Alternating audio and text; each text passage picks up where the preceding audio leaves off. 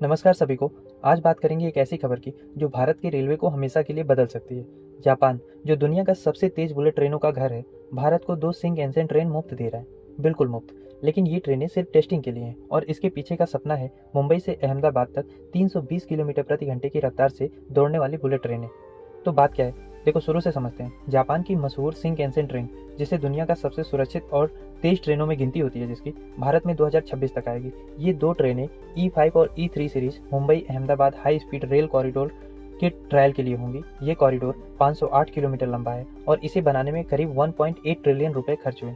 Japan इसमें 80% पैसा दे रहा है और वो भी सिर्फ 0.1% ब्याज पर, यानी ब्याज लगभग ना के बराबर है। अगर हम थोड़ा पीछे चलते हैं तो देखो, ये प्रोजेक्ट 2016 में शुरू हुआ जब हमारे पीएम नरेंद्र मोदी और जापान के तत्कालीन पीएम शिंजो आबे ने मिलकर इसकी नींव रखी थी। जापान ने न सिर्फ पैसा दिया बल्कि अपनी टेक्नोलॉजी भी शेयर की थी।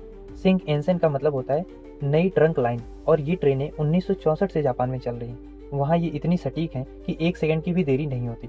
भारत में ये प्रोजेक्ट पहले 2022 में पूरा होना था, लेकिन जमीन अधिग्रहण और दूसरी दिक्कतों की वजह से अब ये 2028 तक टल गया है। अब आप जरा सोचिए, अभी हमारी वंदे भारत ट्रेन 180 किलोमीटर प्रति घंटा तक जा सकती है, लेकिन ज़्यादातर ट्रेनें 100 से 120 की स्पीड पे चलती हैं। लेकिन जब बुलेट ट्रेन आएगी, वो 320 किलोमीटर प्रति घंटा की रफ्तार से मुंबई से अहमदाबाद का सफ़र मात्र 2.5 घंटे में कराएगी। यानी अगर आप सुबह में मुंबई में नाश्ता करते हो तो दोपहर में आप अहमदाबाद में गर्मा गर्म ढोकला खा सकते हो। कम से कम ये तो एक्सपेक्टेशन है बुलेट ट्रेन से। अब इसमें खास बात यह है कि जापान सिर्फ ट्रेन नहीं दे रहा, वो हमें सिखा भी रहा है कि ऐसी ट्रेनें भारत में कैसे बनी। मेक इन इंडिया के तहत भविष्य में E10 शिंकैनसेन ट्रेन भी बनेंगी।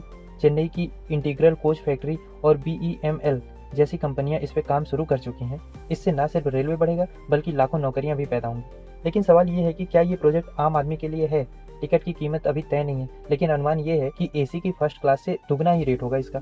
कुछ लोग कहते हैं कि इतना पैसा खर्च करने की बजाय अगर मौजूदा रेलवे को बेहतर किया गया होता तो अच्छा होता। वहीं सरकार का कहना है कि ये प्रोजेक्ट भारत को दुनिया के टॉप इंफ्रास्ट्रक्चर वाले देशों में लाएगा। तो दोस्तों, ये है भारत के बुलेट ट्रेन का सपना जो अभी हकीकत के करीब है। लेकिन सवाल ये है कि क्या आप बुलेट ट्रेन में सफर करने को तैयार हैं, या आपको लगता है कि पहले पुराने रेलवे को ठीक कर लेना चाहिए?